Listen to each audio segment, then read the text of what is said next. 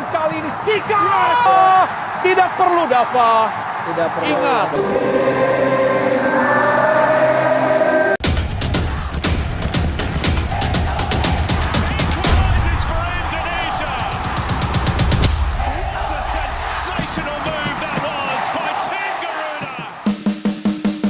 Nova Arianto bangga dengan mentalitas timnas Indonesia U16 saat berjuang 10 pemain lawan Australia.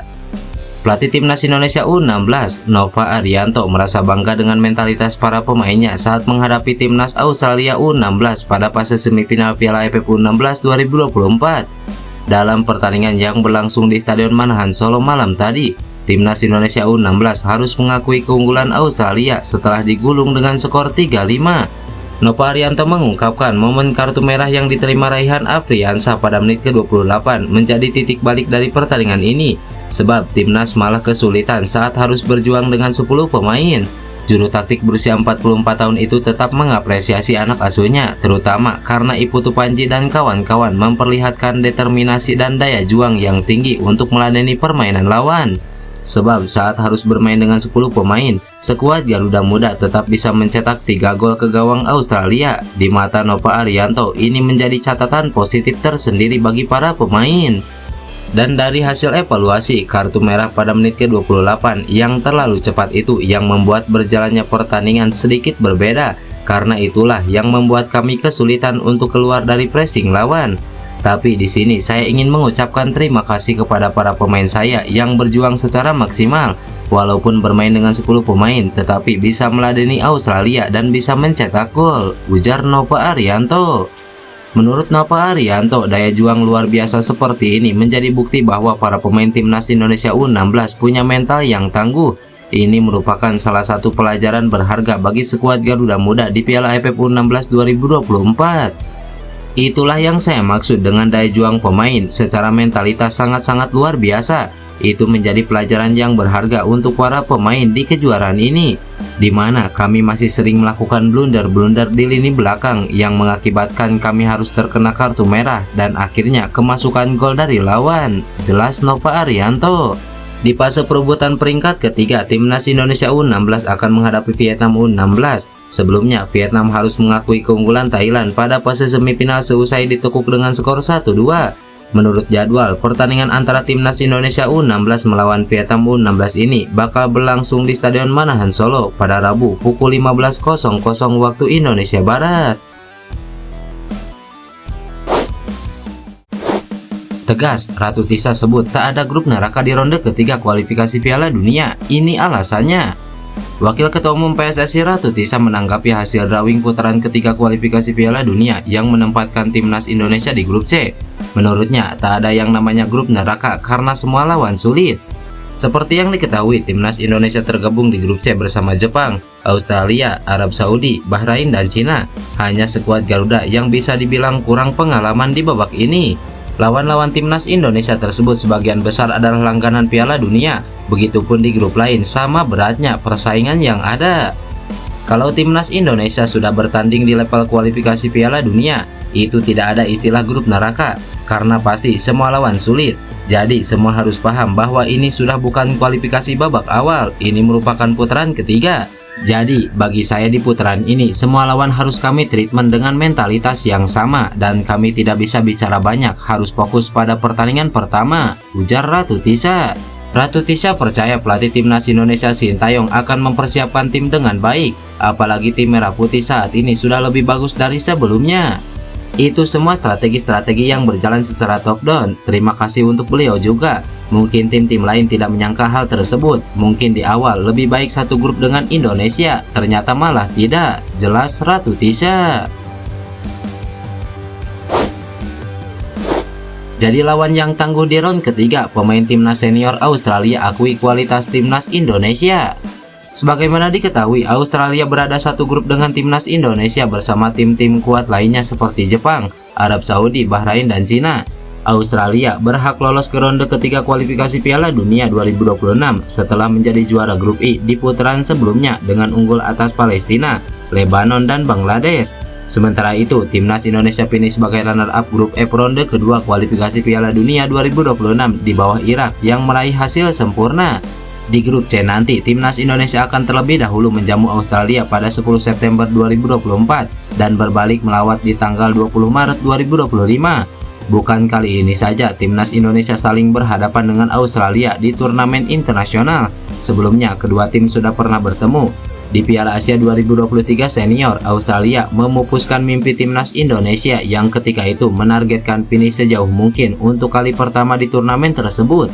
Tapi pada akhirnya timnas Indonesia asuhan Sintayong harus bertekuk lutut dengan skor 0-4 dari Australia yang dilatih Graham Arnold pada babak 16 besar. Namun tak lama setelahnya, timnas Indonesia berhasil balas dendam di Piala Asia U23 dengan menghentikan Australia dalam babak penyisihan grup. Keberadaan timnas Indonesia tentu bukan hanya sekedar penghuni saja di grup C ini. Timnas Indonesia kini telah mengalami perkembangan yang cukup menjanjikan akhir-akhir ini. Ditambah lagi, keberadaan para pemain keturunan memberikan dampak nyata bagi pasukan merah putih nantinya. Bahkan, gelandang timnas Australia Jackson Irvine pernah memuji kualitas permainan ofensif Indonesia. Irvine mengakui Socceroos sempat kerepotan menghadapi serangan timnas Indonesia kala berjumpa di Piala Asia lalu. Australia sempat direpotkan dengan permainan ofensif timnas Indonesia. Hal itu diakui oleh Jackson Irvine. Pemain ST Pauli itu memuji performa timnas Indonesia yang mampu menekan pertahanan Australia di awal babak pertama. Namun, Irvine juga menegaskan kualitas dan pengalaman Socceroos mampu mengatasi tekanan itu. Kami tahu timnas Indonesia akan datang ke sini tanpa kehilangan apapun. Kami tahu mereka akan datang berjuang dan berlari. Di babak pertama, mereka memberikan kami beberapa masalah dengan energi dan intensitas mereka. Namun pengalaman dan profesionalisme kami bersinar di babak kedua. Dan saya pikir kami memiliki terlalu banyak hal untuk mereka pada hari itu, ujar Jackson Irvine. Patut untuk dinantikan pertandingan antara Indonesia versus Australia nantinya. Apakah timnas Indonesia akan menunjukkan tajinya sebagai tim underdogs atau tidak?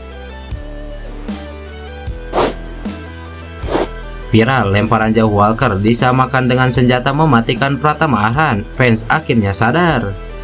Ada momen menarik di balik kemenangan timnas Inggris atas Slovakia. Lemparan Walker disamakan dengan kemampuan lemparan jarak jauh milik Pratama Arhan, bek timnas Indonesia. Ya, tim nasional Inggris yang diperkuat oleh bintang-bintang muda seperti Jude Bellingham, Bukayo Saka, dan Phil Foden berhasil melaju ke babak perempat final Euro setelah mengalahkan Slovakia dengan skor 2-1. Perjuangan keras dilakukan oleh Inggris untuk menaklukkan Slovakia. Pasalnya tim lawan unggul lebih dulu melalui gol Ivan Šehráč pada menit ke-25. Berusaha menyamakan kedudukan dari babak pertama, akhirnya gol salto Jude Bellingham di masa injury time membuat laga berlanjut di babak tambahan. Kapten timnas Inggris Harry Kane kemudian mencetak gol setelah kick-off babak tambahan pada menit ke-91 untuk membawa Inggris lolos melaju ke babak perempat final Euro 2024. Dalam momen kemenangan The Trillions atas Slovakia, justru nama pemain timnas Indonesia dibawa-bawa oleh penggemar sepak bola tanah air. Hal ini karena skema terciptanya gol yang dibuat oleh Jude Bellingham dengan tendangan salto itu dimulai dari lemparan jarak jauh dari Walker, kemudian disundul oleh pemain Inggris yang mengarah tepat di hadapan Jude Bellingham. Sontak saja dirinya mencetak gol cantik sekaligus menyelamatkan wajah Inggris. Sementara itu, gol dari pemain Real Madrid itu banyak dibahas oleh supporter sepak bola di Indonesia. Salah satunya oleh seorang TikToker bernama Jack John. Gue tuh akhirnya tersadarkan, men. Kalau lo lihat lemparan jauhnya Kyle Walker nih, itu tuh semakin gue sadar bahwa kemampuan yang dimiliki Pratama Arhan tuh mahal, men. Makanya Sintayong tuh selalu bawa nama dia, walaupun kita sering nanya kan, ngapain bawa Pratama Arhan? Dan ini, men, kemampuan mahalnya. Kalau nggak ada lemparan jarak jauh dari Kyle Walker ini, Inggris mungkin udah pulang. Sontak saja unggahan TikTok itu banyak mendapat perhatian dari netizen dan supporter timnas Indonesia. Beberapa dari mereka berdebat dan sebagian mengakui kemampuan dari Pratama Arhan yang membantu timnas Indonesia menciptakan gol dalam beberapa pertandingan. Kilas balik, salah satu gol tercipta dari skema serangan timnas Indonesia yang berawal dari lemparan jauh Pratama Arhan adalah gol cantik Sandy Walsh di gawang Jepang pada ajang Piala Asia 2023 lalu. Usianya baru 19 tahun, harga pasar Tristan Guejer 5 kali lipat lebih bek timnas Indonesia Justin Hubner. Tristan Guejer merupakan pemain yang memiliki garis keturunan Indonesia. Ia menjadi sorotan akhir-akhir ini karena menegaskan bukan RMS atau Republik Maluku Selatan. Diketahui darah Indonesia, Tristan Guejer memang dari Maluku. Banyak dari netizen bertanya apakah dirinya adalah RMS. RMS atau Republik Maluku Selatan dikenal juga sebagai kelompok pemberontak Maluku yang muncul di tahun 1949 usai penyerahan kedaulatan kemerdekaan Republik Indonesia. Pemain berusia 19 tahun ini lalu membantahnya. Goizer menegaskan bahwa ia dan keluarganya bukan RMS. Lantas, siapa sejatinya Tristan Goizer? Ia merupakan pemain muda potensial yang kini berkarir di Ajax Amsterdam. Walau usianya muda, pemain yang berposisi sebagai bek ini dianggap bertalenta, bahkan harga pasarnya sangat tinggi. Melansir dari Transfermarkt, harga pasar Tristan Goizer mencapai 34,76 miliar. Nilai itu sangat tinggi jika dibandingkan bek timnas Indonesia yang seumuran, yakni Justin Hubner. Justin Hubner adalah pemain yang lebih tua setahun dari Goizer. Bek Cerezo Osaka ini punya harga pasar 6,08 miliar. Artinya harga pasar Tristan Goizer 5 kali lipat melebihi dari Justin Hubner. Bahkan dibandingkan dengan bek timnas Indonesia lainnya, hanya J.I. Jess dan Kelvin Verdong yang punya harga pasar lebih tinggi dari Tristan Goizer.